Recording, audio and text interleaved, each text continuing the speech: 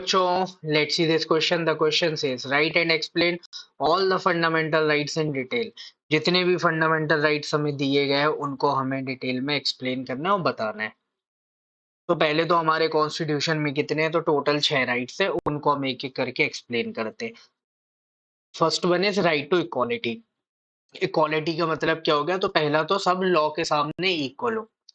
ऐसा नहीं हो कि किसी के लिए अलग पनिशमेंट हो, किसी और के लिए अलग पनिशमेंट हो, ऐसा नहीं होना चाहिए। सबके लिए समान होना चाहिए कि अगर आप बोल रहे हो कि सिग्नल पे रेड लाइट हो रही है तो सारी गाड़ियां रुकेंगी। ऐसा नहीं कि कोई एक को एक्सेप्शन दे दी कि भाई तुम महंगी गाड़ी लिए हो तो तुम जा सकते हो। सबके लिए इक्वल लॉ होना चाहिए। किसी भी सिटीजन को हम डिस्क्रिमिनेट नहीं कर सकते। जब भी कोई पब्लिक प्लेस का अगर एक्सेस करना हो या वर्शिप की प्लेस हो या कहीं पे भी पब्लिक एम्प्लॉयमेंट की बात हो रही है, तो रिलीजन, रेस, सेक्स, इन ग्राउंड्स पर हम उसके साथ डिस्क्रिमिनेशन नहीं कर सकते। सबको इक्वली ट्रीट करना है। So this is first right. Second, right to freedom.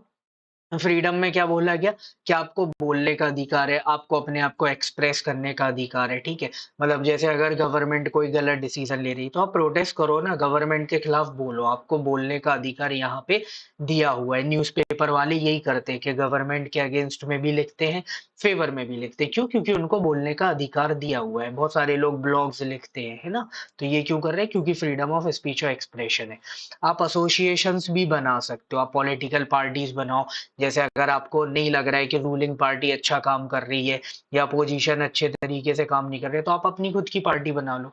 आप देश में कहीं पे भी रह सकते हो, इसकी आपको फ्रीडम है। आप देश में कहीं पे भी घूमो, ठीक है? जैसे आप विदेश जाते हो तो आपको पासपोर्ट वीजा की जरूरत पड़ती है, लेकिन देश के अंदर आपको इसकी जरूरत नहीं है। आप फ्रीली घूम सकते हो, नॉर्मल आप अपना वोटर आईडी, आधार लेके भी घूम सकते हो। प्रोफेशन, आप डॉक्टर बनो, इंजीनियर बनो, बिजनेस करो, कोई भी करो, सबकी आजादी आपको दी हुई है। So this is right to freedom. Third one is right against exploitation. इसमें क्या है? Human trafficking. कोई भी आपको पकड़ के ले जाके मार्केट में ना बेच दे, ठीक है? तो इससे कॉन्स्टिट्यूशन आपको प्रोटेक्ट कर रहा है कि ह्यूमंस की ट्रैफिकिंग ना हो जाए। ट्रैफिकिंग कहाँ होती है? जैसे प्रोस्टिट्यूशन में होती है, फीमेल्स को बेचा खरीदा जाता है, तो उस पर लो रोक लगाती है। यहाँ पे कॉन्स्टिट्यूशन बोलते हैं कि ह्यूमन ट्रैफिकिंग नहीं हो सकती। दूसरा होता है फोर्स डिलीवरी। ये पहले गाँव में होता था कि इसमें किसी एक से जबरदस्ती अपने खेतों पर काम कराया जा रहा है, उसको पैसे नहीं दिए जा रहे हैं, तो इस पर भी कॉन्स्टिट्यूशन ने रोक लगा दी कि फोर्स डिलीवर भी नहीं होगा। इसके अलावा 14 साल से कम उम्र के जितने भी बच्चे, उनको किसी भी तरीके के एम्प्लॉयमेंट में आप नहीं लगा सकते। उनसे कोई भी काम ऐसे प्रोफेशनल वाला नहीं कराया जा सकता है। हाँ, घर के काम मम्मी पापा लोग कराते हैं, वो अलग चीज है। लेकिन जैसे कोई दुकान पे काम कर रहा है, कोई फैक्ट्री में काम कर रहा है, वो सारी चीजें नहीं करा सकते हो। Right to freedom of religion है, ये आपका नेक्स्ट राइट है। तो इसमें क्या बोला जाता है कि आप कोई सा भी अपनी चॉइस का रिलीजन ले सकते हो। फिर उस रिलीजन को आपको कैसे प्रैक्टिस करना है, कैसे प्रोफेस और प्रोपेगेट करना है, वो आपकी चॉइस है। मतलब आप मंदिर में कैसे पूजा कर रहे हो, मस्जिद में आप किस तरीके से प्रे कर रहे हो, चर्च में कैसे, वो आप डिसाइड करो, वो आपका मैटर है। ठीक है, आप अगरबत्ती जलाओ, आप धूप जलाओ, ठीक है, आप शंख बजाओ, आप चादर डालो, कोई प्रॉब्लम नहीं, क्योंकि आपको इसकी चॉइस मिली हुई है।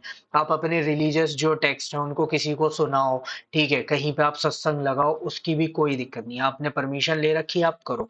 बस आप फोर्सफुल नहीं कर सकते हो कि जबरदस्ती अपने रिलीजन में किसी को कन्वर्ट करा रहे, ये नहीं किया जा सकता है। Then next is cultural and educational right. जो भी माइनॉरिटीज है, अब चाहे फिर वो रिलीजियस माइनॉरिटी हो या लिंग्विस्टिक माइनॉरिटी। लिंग्विस्टिक माइनॉरिटी मतलब जैसे भारत में मेजोरिटी ऑफ नॉर्थ इंडिया में आप देखोगे लोग हिंदी बोलते हैं, ठीक है? तो अब वहां पे कोई एक ऐसी लैंग्वेज वाला पर्सन आ जाए कि जो यहाँ पे नहीं हो, कोई बोलते ही नहीं हो, तो उसको हम बोलेंगे लिंग्विस्टिक माइनॉरिटी, कि मतलब उस लैंग्वेज को कम लोग बोल रहे हैं वहां पे, ठीक है?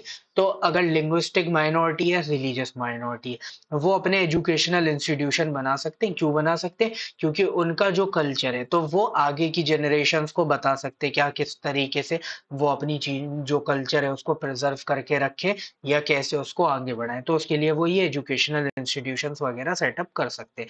And the last one is right to constitutional remedies. अभी तक हमने ऊपर जितनी भी चीजें पढ़ी, अगर उसमें से किसी भी राइट का वॉयलेशन स्टेट के द्वारा किया जा रहा है, गवर्नमेंट के द्वारा किया जा रहा है, तो आप उसके अगेंस्ट में कोर्ट मूव कर सकते हो। और कोर्ट मतलब ये नहीं कि आप ऑर्डिनरी सबऑर्डिनेट कोर्ट जाओ, आप डायरेक्टली सुप्रीम कोर्ट और हाई कोर्ट भी जा सकते हो। तो जब भी आपका फंडामेंटल राइट का वॉयलेशन होता है स्टेट के द्वारा, तो राइट टू कॉन्स्टिट्यूशनल रेमेडीज में दिया हुआ है कि आप डायरेक्ट कोर्ट मूव कर सकते हो। कोर्ट फिर रिट्स इशू करेगा और आपके राइट्स जो भी गए हैं उनको फिर से दिलाएगा, ये एंश्योर करेगा। So this is your answer. Hope you understood it well. Best of luck. Thank you.